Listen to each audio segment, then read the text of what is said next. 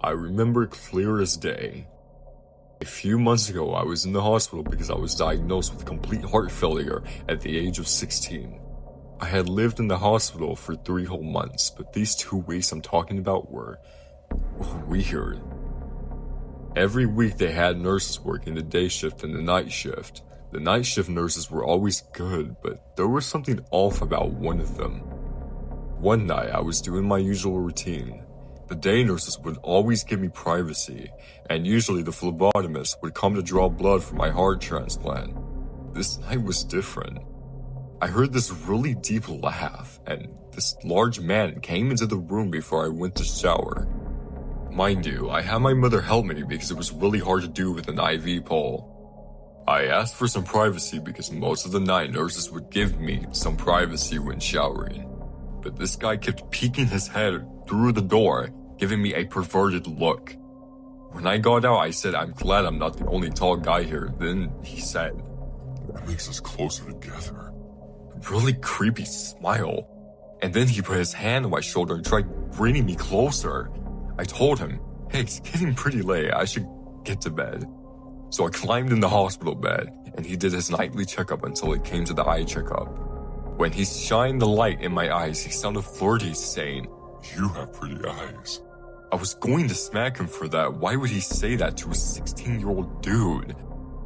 My mother gave me that look, and I knew that in her head she told me there was something off about this guy. It was really hard to sleep that night because he wouldn't leave the room. He would just sit there watching my mother sleep. When I peeked my eyes a little, he had the creepiest stare. I call it the skinwalker stare. I saw his hand just about to touch my mother's foot. Luckily, the IV pump beeped and woke both of us up. He walked over and smacked the machine, calling it a motherfucker, and my mother told him to step out. The next night, he was back. I was hooked up to lipids and fats because I was having trouble eating. Bag leaked all over the place, and when he came in to clean it, he said in the dumbest sounding voice, Did you have an accident?" I explained no, but he got pissed that he had to clean it. That night, I had a dream that he was touching me very inappropriately. I don't know if it was the meds I was on, but the next morning, I saw my blanket laying on the chair just like in the dream. I told the nurse that I didn't want him assigned to me, and she agreed. I had to go into surgery that day. After a week, the man was back, creepier than ever. During my nightly walk around the ICU, I walked fast to tire him out since he was so slow. When I got back in bed, my blanket was on my chest and he tried to pull it off. I grabbed it tightly and he quietly muttered, No. Then he started messing with one of the lines that went into my heart. It hurt my arm so bad and I screamed, "Holy shit!" He said, What happened? and I smacked his hand hard.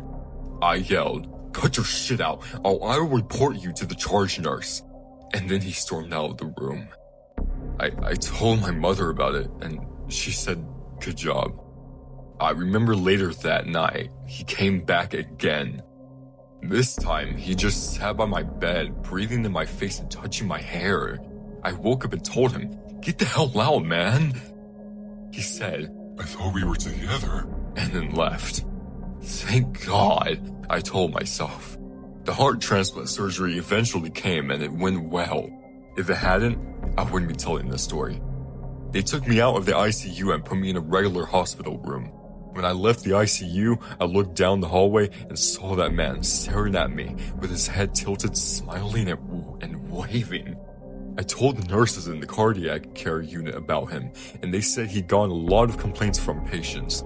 Most of the complaints weren't too serious, but one of them scared me. It said, "Makes patients feel uncomfortable." I remember my mother had told him where I was from. Luckily, she didn't tell him where our house was, because he ended up telling everyone where I lived, and even looked up my hometown on Google Earth. I'm just glad my mother was there when he was around, because I bet if she wasn't, it would have ended badly.